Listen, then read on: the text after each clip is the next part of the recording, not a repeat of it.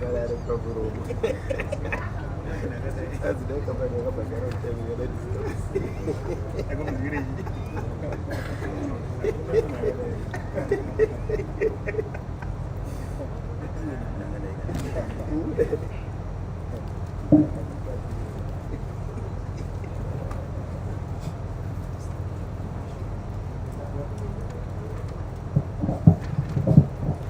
afternoon.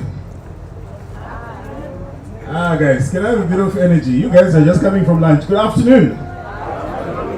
Alright, so one of the things that I've learned as a public speaker is don't speak whilst people are eating. I had a nasty experience in my life as a speaker.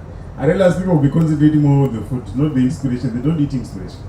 So I said, So all my talks, I always insist that I want to speak either before lunch or later after lunch when people have eaten. But I think I love the energy that I'm getting here. So let's try this once again. Good afternoon. You're looking phenomenal, you guys. I think you should give yourself a round of applause. Yes. So last time we met, we were in Trotbeck. I was the master of ceremonies. This time I don't know why you've invited me to speak. Guys, you people in English, you are people that I know.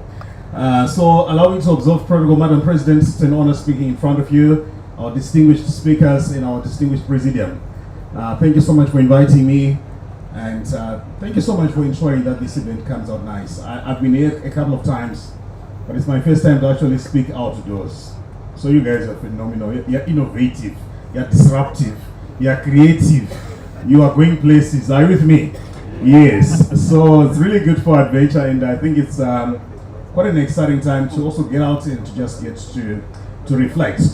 So I've been invited to speak on something called disruptive leadership, and I think that's one of the key pillars that you emphasize a lot as project managers. And I believe so much in the importance and the power of leadership. And I believe the majority of the problems we're experiencing in the world today in business is as a result of leadership. And unfortunately, in school we're not taught leadership. Primary school, we are not taught leadership. Now they're being taught color. I don't know whatever it means. But I don't know why we are not teaching such a fundamental area. Yet it actually determines whether or not you and I get to experience our goals and whatever that we want to achieve in life. So I think it's very important for us to normalize these conversations. But I also believe we need to start emphasizing the importance and the priority of self-leadership. I'm not going to be speaking for long. I know many people want to go out. Some want to take photos. I don't want to be the reasons why your photos are not coming out. So today I'm going to not be the lawyer that I'm always.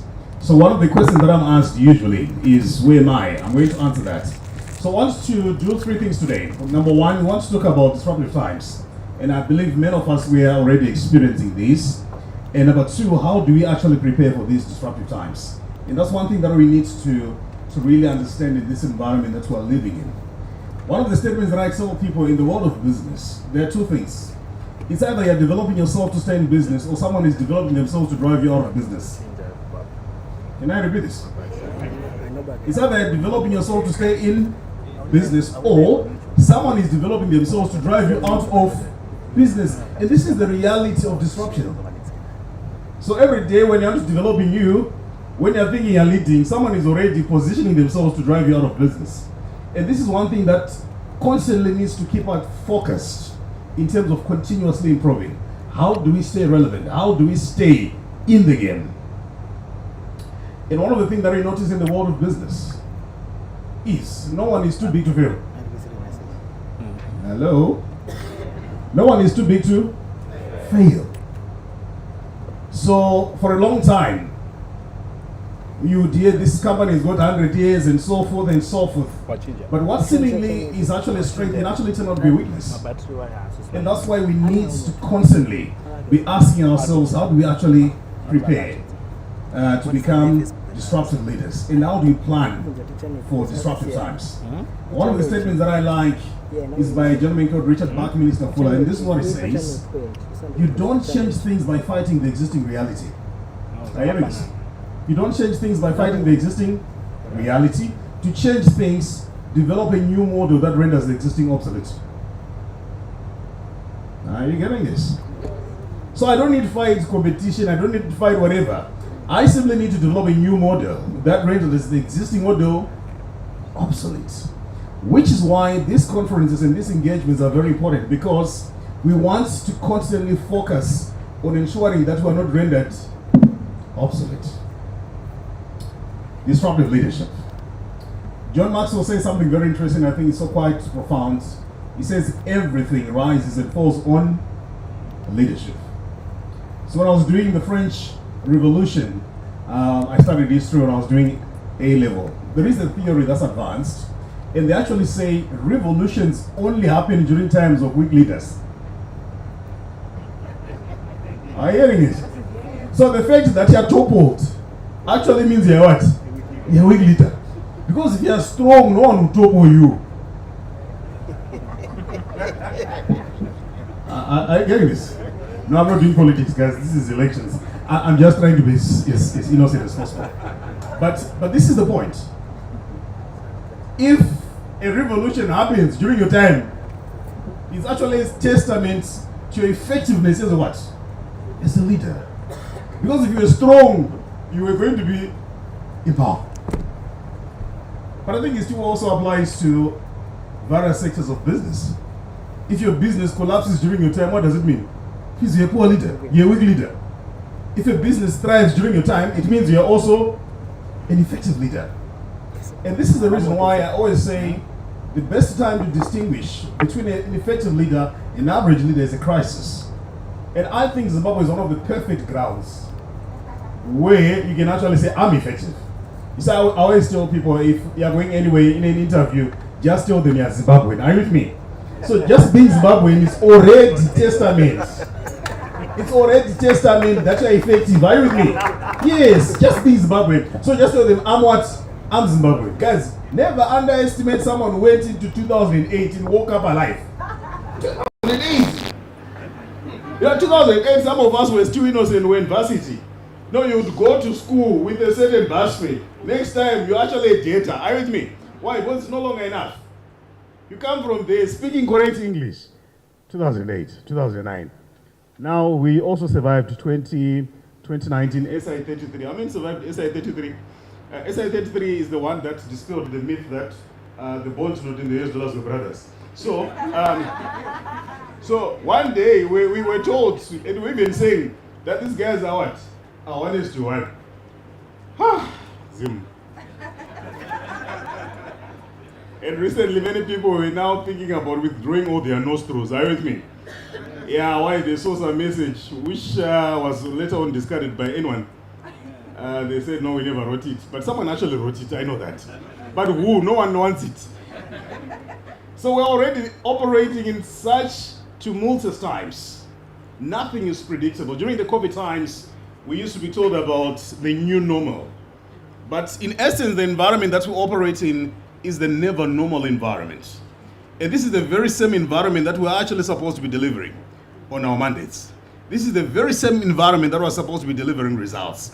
So how do we operate in such an environment? We're going to engage and to have conversations about it. So one of the questions that I've been asked is, who are you? So I've got a very brief profile. I usually tell people I have a U in maths at O level, and it's true, by the way. They often say, hey, I'm not maths, I'm not on it. Guys, I'm actually in Caribbean maths. Everything. Stop,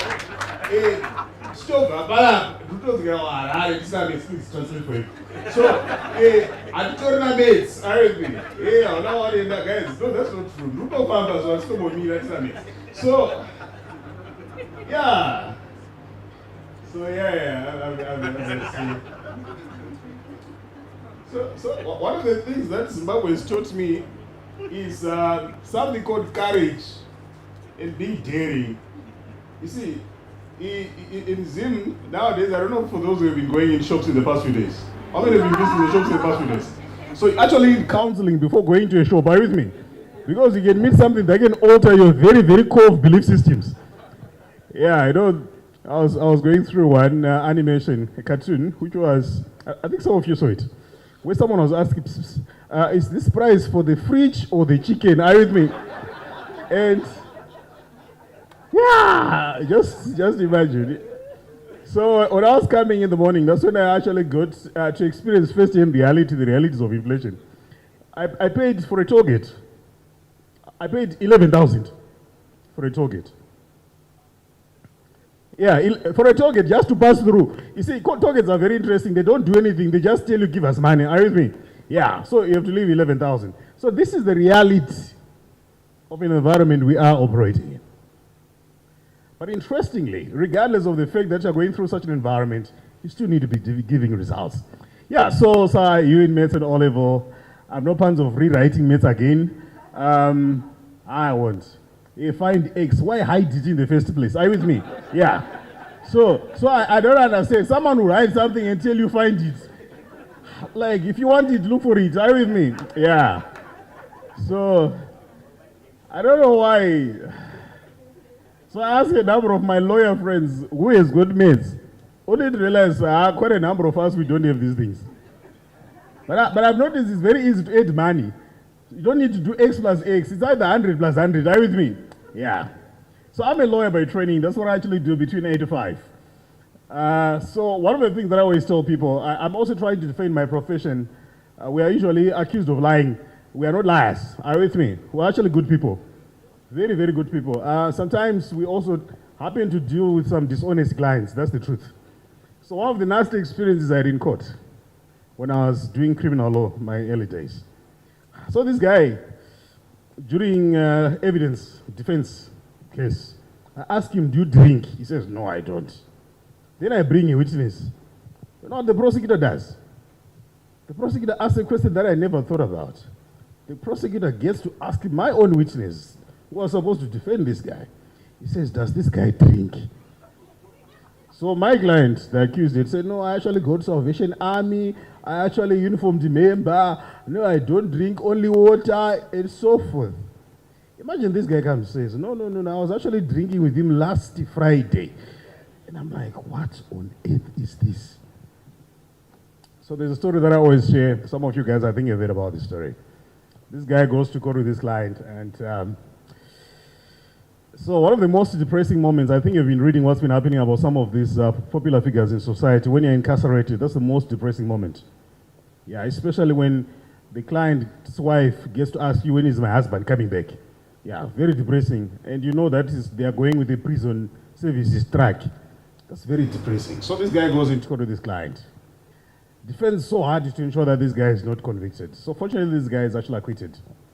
So there are two principles of law that apply. Please note this down. The first principle is called attorney-client privilege. Attorney-client privilege means for the right amount, your secrets are safe with me. Are you with me? For the right what? Amount. So you need to pay. Then I say I'm satisfied. Are you with me? Your secrets are safe with what? With me. That's attorney-client privilege. Meaning, I'm not actually allowed to go and testify against you. Are you getting that? So even if you say I killed that person, I cannot go and say he told me that he actually killed the person that did. No, I'm not. That's attorney-client privilege. Number two, there's a principle called double jeopardy. Double jeopardy means you can't be charged twice for the same offense. Are you hearing that principle? So if you have been fined today by the police, until the next day, that very same ticket, which is an admission of guilt, is still valid. It will protect you. So you can actually go to Harare waving that ticket. Say, no, I'm already saved. Are you with me? I'm already saved. I'm already saved. That's called double jeopardy. You can't be charged twice. So the lawyer gets to assure the client, says, no, dude, don't worry. Whatever you tell me is safe. Secondly, don't worry. You've already been cleared. At least you tell me the truth. Did you actually steal the car in question? You know what the client says? He says, dude, after listening to your brilliant arguments in court this morning, I'm actually beginning to think I didn't steal the car.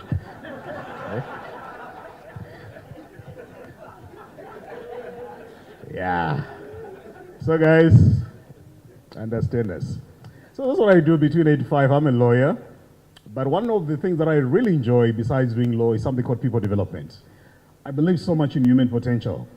And I believe so much that as human beings, we need to constantly invest in our personal growth and empowerment. And today I'm coming through to you just to share a bit of thoughts on how we can thrive in disruptive times. And how do we thrive as leaders? And I think the concept of disruption is something that has been emphasized for a long time. I'm not really going to dwell much on that. But one of the things that I find with disruptive models is simply that there is no observance of rules. It's pretty much non-convention. That's disruption. Non-convention. People are constantly defying convention, which is why in the world of business, you need to be ready to rewrite the rules. In an environment like Zimbabwe, there are no rules to follow in the first place. You see, the rate is determined by Tindo Kurodpot. Are you seeing it? I get what I'm saying? So these are the guys who wake up and say, no, it's 9.7. So this is a guy, no suit, no office, no nothing. No mates. He's just saying, I've never done 9.7. Oh guys, we're now at 9.7. So these are the disruptive signs. So in this environment, we need to realize that when you're in an unconventional environment, the worst thing that you can do is to adopt conventional approaches, which is why we need to constantly be positioning ourselves to stay relevant in disruptive times. And for those who read a bit, I think you have noticed something called Airbnb. I've never used an Airbnb myself, but this company is very interesting. It's a very interesting model. These people, they don't own any particular building, but the market capitalization for Airbnb is over $80 billion. So these are the people who are now disrupting hotels. The Caribbean base still needs to make money. Africa Sun still needs to make money. But how do you survive in such an environment? So $80 billion is quite a decent amount. It's actually $80.02 billion. For those who want an idea of what $1 billion looks like, I know many of you are watching documentaries where they were talking about billions. Just a bit of research. $1 billion is $100 stretched to 450 kilometers. Hello? So, Trubuti, please translate. You take $100 note, you put in front of another for 150 kilometers. Yeah, like this. That's 150, that's 1 billion. So that's from Harare to Chief. We're just collecting money, icing it. So Airbnb is 80 point something. So you multiply that by 80. So I was just curious when that documentary was being played when they were talking about billions. Research actually says $1 billion is 10,000 kgs. So it's your Honda Fit, are you with me? Times 8. So Airbnb is 8 Honda Fits times 80 in terms of market capitalization. That's disruption.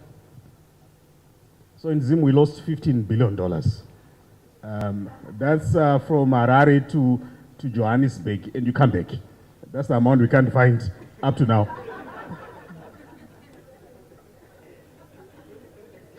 Uber. So Uber is a very interesting model. I think many of you have read about Uber. Taxi business with no cars. And they're actually saying the market capitalization for Uber right now is $83.5 billion. So these are the environments that we're operating in. Highly disruptive environments. Zoom. And I think a number of times we experienced this creature called Zoom. And at one point in time, they actually said Zoom was more valuable than the top 10 global airlines combined during the COVID period. And during that time, without mates, that's when I realized this thing is actually useful. Very useful. Teams, Microsoft Teams. And these are businesses that are actually growing, responding to a crisis, but even thriving in crisis. And this is the mindset that we need to develop as leaders. How do we stay relevant? How do we grow? How do we develop? And one of the things that we need to understand is some of the characteristics and the benefits of disruptive times. The first one that you notice there from the screen is improved agility. So one thing that you notice about these tech companies that serve the disruption, these are actually well-known companies that are, number one, flexible. And this is the thing that we need to embrace in such times. We need to stay flexible. Agility is about flexibility. It's also about being innovative. And it's also about coming up with structures that are less hierarchical and also make them better prepared for the future. And companies that thrive in disruption, they actually embrace the ethos of disruption, and they also see similar benefits. That's the first thing, improved agility. And number two, in moments of disruption, there are so many opportunities. That's why this is called the business wilderness. In the world of business, it's a jungle. It's either you eat or you're eaten. Hello? A good brother from Nyaradzi. You know, I love Nyaradzi, by the way. I'm biased. But you see, Nyaradzi, when you're crying, someone is making money. Like, no, that's true. Every time someone is crying, someone is already invoicing. That's a jungle. It's true. No, I'm not saying people should die. They don't even want you to die. But I'm sorry, Shona. But my premiums are so much. Like 137,000 a month in the message WhatsApp. I'm use it 175,000. For the first time, that's what I saw. Inflation is real. No, I was just complaining about inflation. Yeah. All right. So, more growth opportunities. So, instead of looking at disruption as an enemy, we actually need to look at how can we take advantage of it. Then, most importantly, let's look for opportunities for customer fulfillment. Remember, customers have what needs, whether the environment is friendly or not. Customers still need to have their needs and expectations met. So let's look for opportunities for customer fulfillment. And the most important question that I want to answer today is, how do you become a disruptive leader? That's a very important question that we need to ask. How do you become a disruptive leader? Number one, we want to encourage the power of adaptability. You need to be agile. We talked about agility. So in disruptive times, one of the things that we need to master is the ability to change quickly. And that's the reality. We need to be able to change quickly. So one of the things that we find in an environment like Zim, speed also needs to be your friend. I remember hearing this story about someone who was saying as they were doing their shopping, they were told the price has actually gone up. Have you ever heard about that? You're actually holding your goods, you want to pay, you're actually being told the price is what? But why are they actually changing the price? It's because they also need to stay in business. They need to be able to make decisions quickly. Because if they don't make those decisions quickly, from 5,000 it's 8,000. So we need to be able to position ourselves and structure ourselves to make changes quickly. And this also means we need to be, number one, open to new ideas. And this is the reason why I emphasize disruptive leaders, they don't rely on experience. Don't rely on experience. That's why a number of times, the moment you're throwing in the experience cards, it actually means you're losing an argument. I've been doing this for the past 10 years. I've been doing this for the past 20 years. But guys, for the past 20 years, some of these things were not there. So let's learn to be open to new ideas and new ways of doing things. And this is going to enable us to stay relevant and to stay effective. And the next important thing that I think is very important for us as disruptive leaders is understanding the importance of communication. So the word communicate is very interesting. It comes from a Latin word called communicare.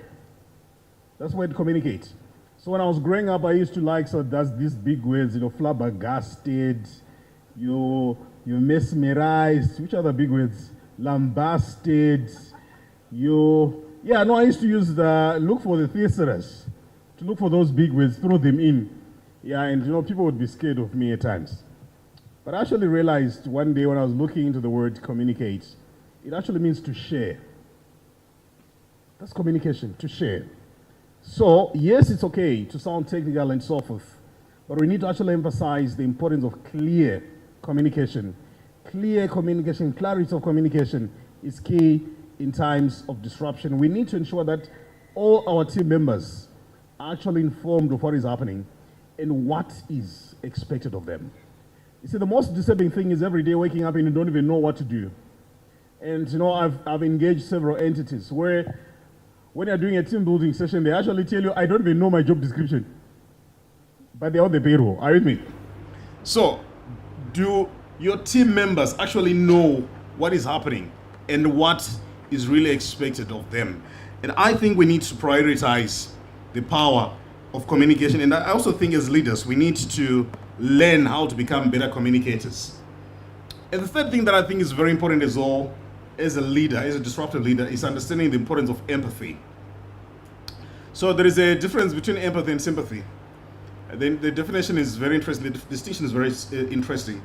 So they're actually saying when you're sympathetic, you really understand someone. That's sympathetic. But someone who is empathetic, they don't just understand you, they also get to see things from your perspective. They actually put themselves in your shoes. They learn to also view things from how you're actually viewing them. In times like this, we need to put in empathy more than anything else.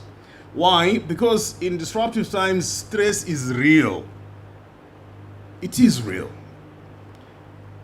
And when things are stressful, we need to realize, yes, we've got artificial intelligence, yes, we've got technology, but we still have human beings in the process. And I want to encourage all of us to learn to be human. You know, many people can be as cold as they come, you know that? You tell them that you're at a funeral, they'll ask you, when are you coming back?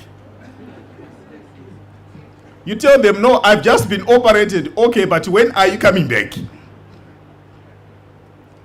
So let's be empathetic. Let's be real. Let's be human.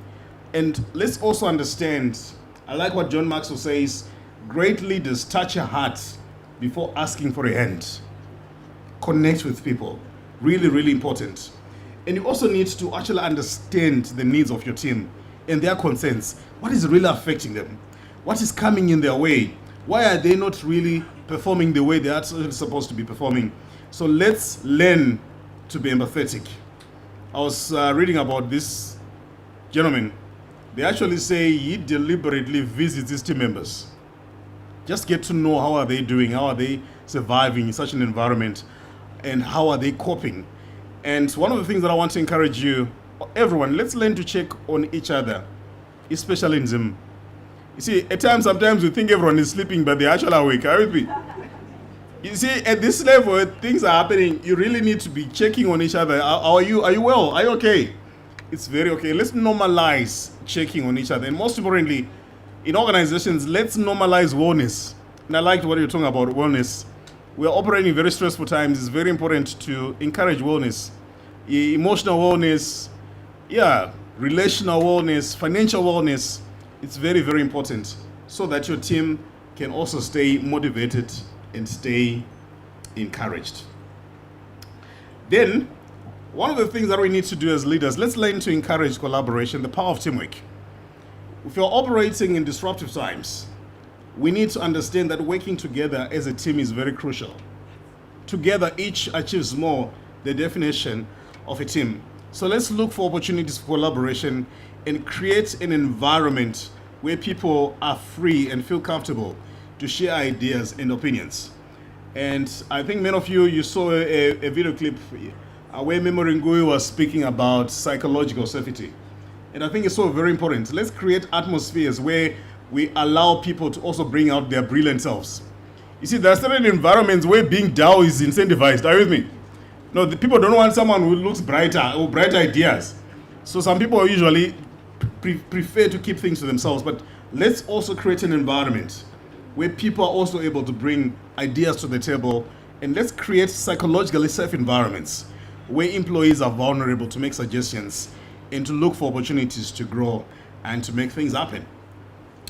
And the next element that I think is very important for leaders is being proactive. You don't just need to wait and look at what is happening. We need to be making things happen. And this is the environment that we're living in.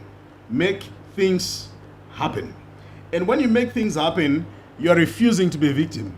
You are taking charge of the narrative. I usually tell people it's either you're on the table or you're on the menu. Hello? It's either you're on the table or you're where? On the menu. So if you're not being proactive, where are you? You're on the menu. So don't be on the menu. Tell your neighbor, don't be on the menu. So let's be proactive.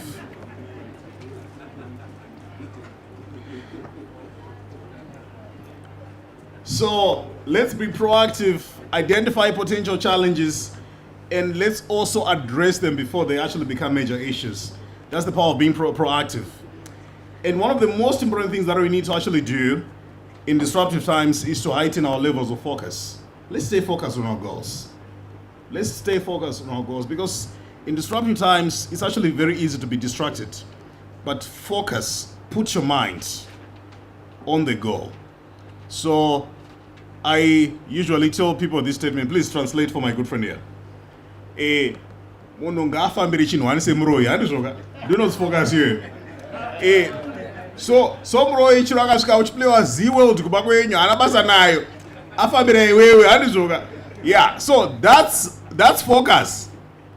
Whether kune bacon irumba menyu nechi hana basa nazvo afambira iwewe. That's what we want to do. So we need to stay focused, follow one course until success. And the moment we master the importance of focus, I really think is going to give us the results that we want. So keep things that are important. Ensure that you don't lose focus of what is truly important. And the point that I think we need to emphasize more on disruptive leadership is the importance and the power of learning. I'll take you through history a bit. Those who follow history, after the Second World War, we shifted into the Cold War. And a lot of things were done during the Cold War. And these guys decided to change the frontier where they were fighting. They decided to look up. So the frontier shifted. Now they decided to go up. So you read, Russia was able to put the Sputnik, the first artificial satellite, into space. This is happening in the late 1950s. Russia is able to put the first person in space. Russia puts the first dog in space. So there's so much pressure happening on the Americans. I want you to watch a movie called The Hidden Figures. Please watch this movie. Look for it. Hidden Figures, based on a true story. Hidden Figures is a story of African American women, how they contributed to the success of the space race. But it also helps you put into focus what I'm talking about. So there's so much pressure happening, and John F. Kennedy was the president, begins to feel the pressure as well. He consults with his advisors, and they came up with an idea to go and orbit the moon. And this is, by the way, the late 1950s. They're coming up with a very interesting idea. No, let's go there. In 1962, 12 September, he delivers a speech which literally shaped the direction of the space race. And part of this speech, I just like one part. And this is what John F. Kennedy says. He says, we choose. And then I want you to underline the word choose. He says, we choose to go to the moon in this decade and do the other things, not because they are easy, but because they are hard. We choose to go to the moon, do the other things, not because they're easy, but because they're what? They're hard. If you want to be an effective leader, you need to stay committed to doing things that are hard. The challenge with our society today is we're constantly looking for things that are what? That are easy. You'll never grow by doing things that are easy. But real growth happens the moment you begin to step out of your comfort zone. And when you step out of your comfort zone, you begin to set goals that require more from you. You set goals that require you to become better. You set goals that require you to constantly improve. And in 1962, when the speech is delivered, remember, there is no amazing technology. There is no amazing breakthrough at that time, but they set a goal that we're going to do this. The reason, because it's not easy. And fast forward history.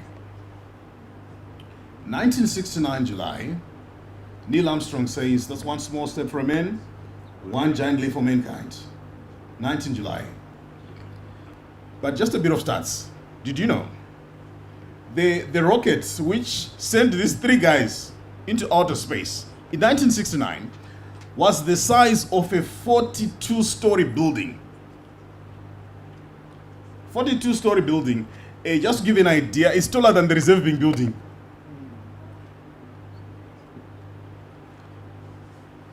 Hello? Yes. 1969. The computer which these guys used in 1969 only had 65 kilobytes memory size. Meaning the smartphone in your pocket right now.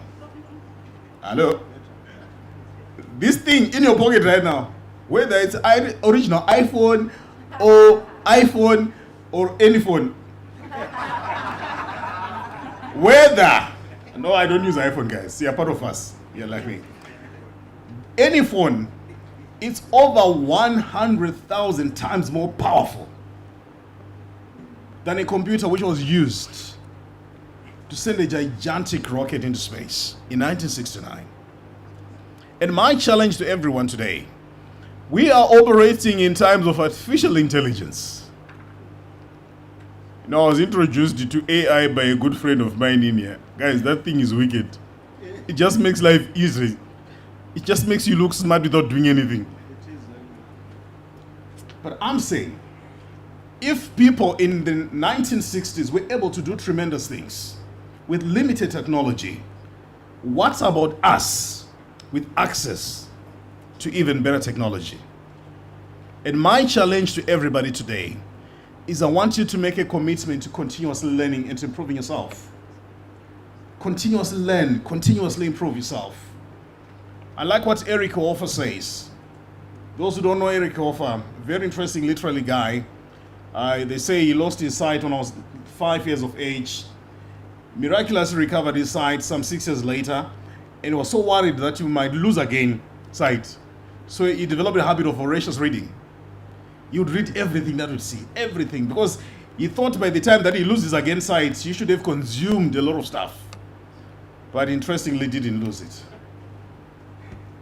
But this is what he says.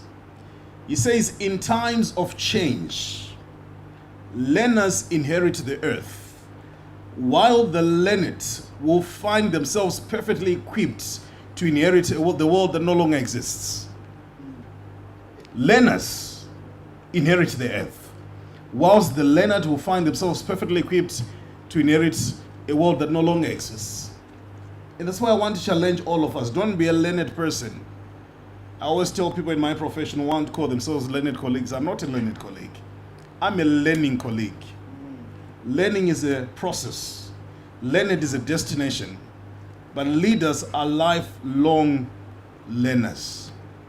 Open to new ideas. Open to new ways of doing things. Open to innovation. Open to creativity. And they're also open to be corrected.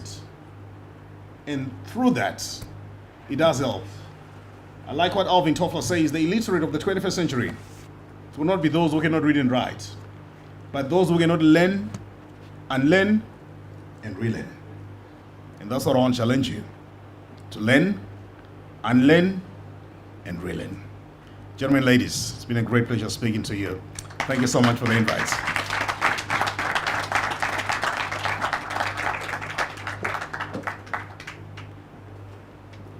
Thank you, Advocate. A round of applause once more. So I know probably there are burning questions. Maybe you can just go with this mic. And so this time is for questions. I wanted to start with one question. Why is it that you don't want to write mathematics? Guys, yeah. I need to say that. It's not it out. You know, so when I was doing this, just that I was in the wrong environment. Mindset, but maybe I might have to do that until I find the financial benefits. But you know, when I was doing maths, I was in the wrong environment. That's why I speak a lot about mindset conditioning. You are a result of the people that you spend time with. I lost interest completely up to now. But maybe I might have to do just to prove a point that you can shift your mind, you can do it. I can. Maybe when I get time, I think I might have to. I can't be a grandfather without maths, you know. It's so embarrassing. Yeah, it's so embarrassing. And nowadays with this color thing, you see, color is more of schools and the system examining the parents more than the kids, you know that? So I was reading a joke saying, imagine you hope the child do homework and the child gets 0. I'm like, where do you go? So literally it's you, the suspect. Yeah, but I think I should. Yes. Thank you very much. So we'll take more questions. Please feel free. Samantha is moving around with the mic. Yes, sir. Yes, thank you. My name is Brighton from Nyaradzo. Guys, let's give a round of applause for Nyarazo, guys. Yeah. So whether I like it or not, one day you visit them. Are you with me? Yeah. They're all my clients. Yeah, they're all his clients. When you started your presentation, you talked about staying unconventional if you want to survive in a disruptive environment. However, there's the other side of legislation, regulators, laws of the country. How do we deal with that? Because obviously the moment you stay unconventional, you're stepping onto those toes.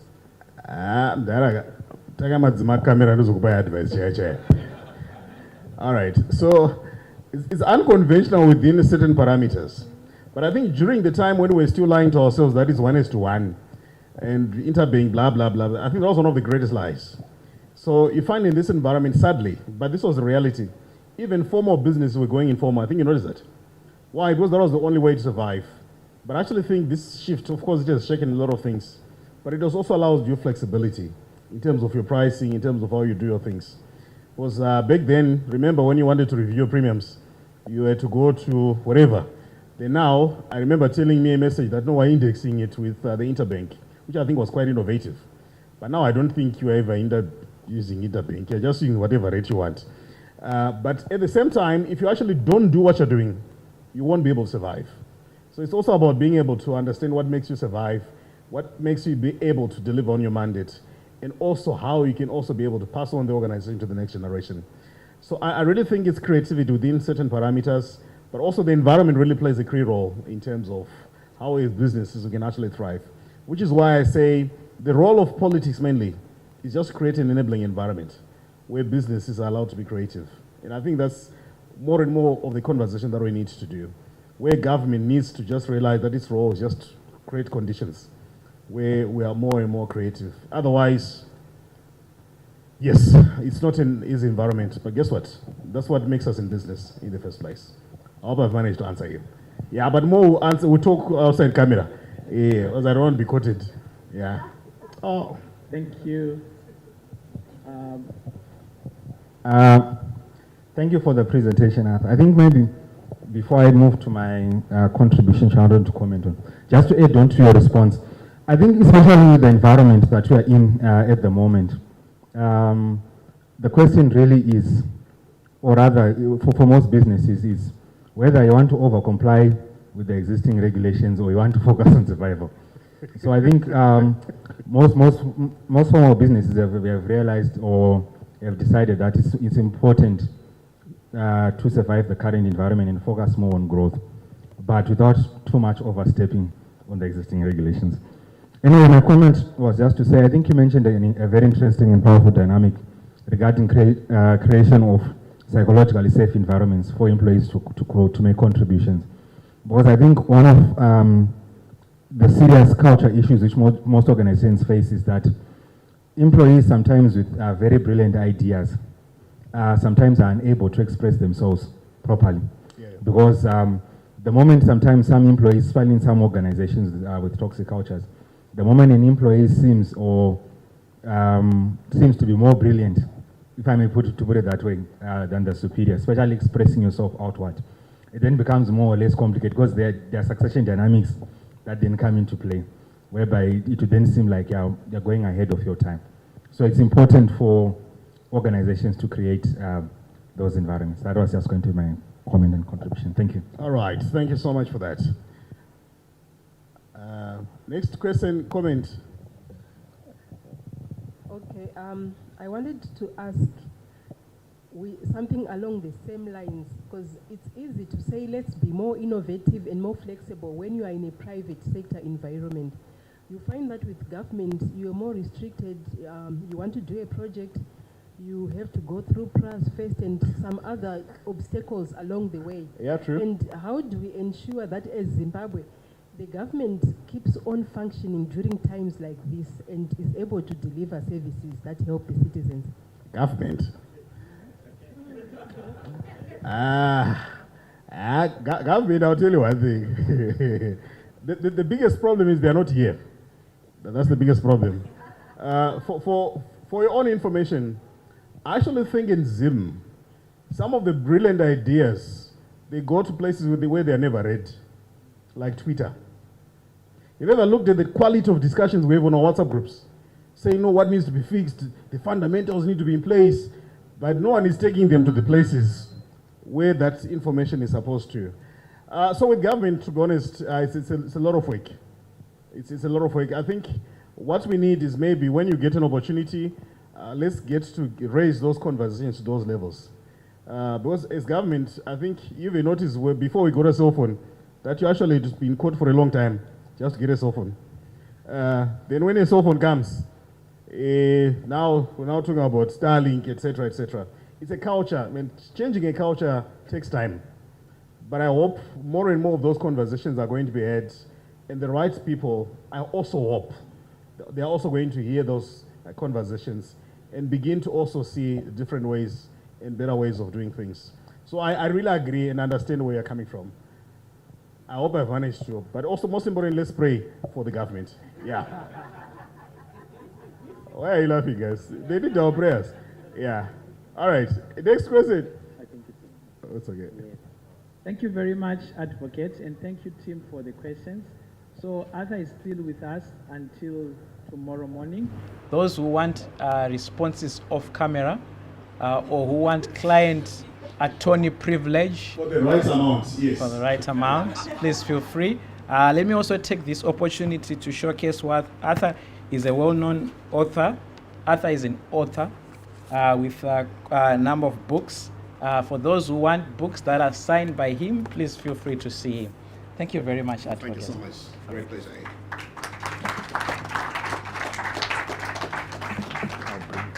Okay, that's fine. So we have got a brilliant program for the PMI Zimbabwe chapter, a mentorship program. How many of you are ready to mentor someone? The good thing is the people who are looking, Advocate, the people you are talking to are project managers. They are engineers. They are people who are who have got a responsibility, who are in leadership positions. So we've got a mentorship program that we have, and we have Tendai who's leading that program.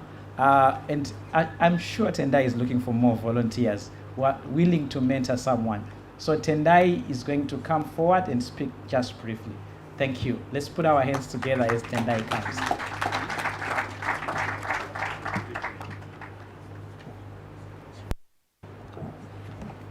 Thank you very much, John, and thank you, Arthur. You made my job very easy. Everyone is energized and inspired. So I'm Tendai Matani, and I'm the mentorship coordinator for our chapter. And I'm part of the professional development team. And as a team, we're here to help you in your professional journeys and deal with all things professional development related. I'm here with Oliver. Oliver he's also part of the professional development team. So I just want to talk to you just for a few minutes about the mentorship program and tell you about it and encourage you to sign up if you haven't already, just to get an idea who's already on the program. Show of hands. Okay, a couple of you. Thank you. So a lot of potential here. So just to talk briefly, what is mentoring? I want to demystify it and make it very simple for you.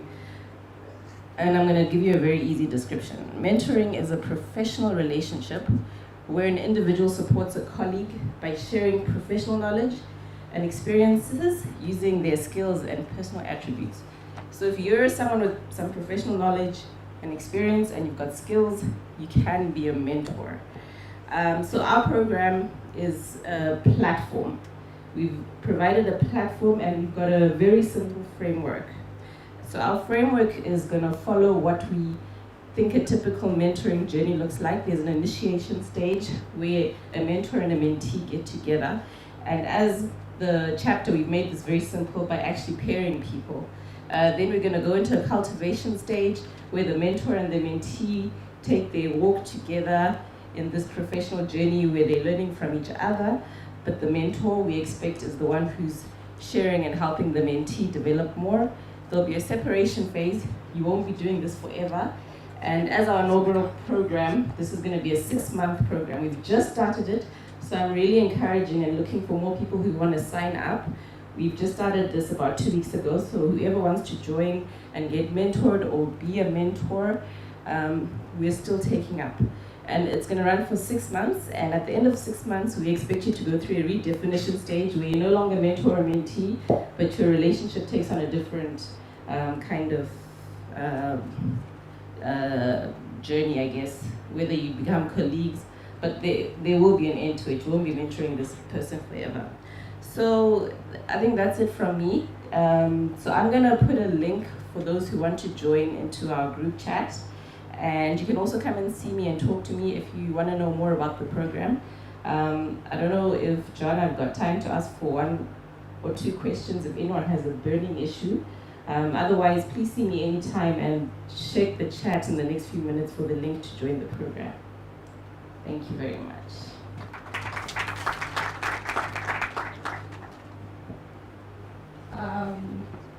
The PMI Zim chapter is always opening up opportunities, and here is one simple opportunity to start contributing to the project management profession in Zimbabwe in the drive towards economic growth.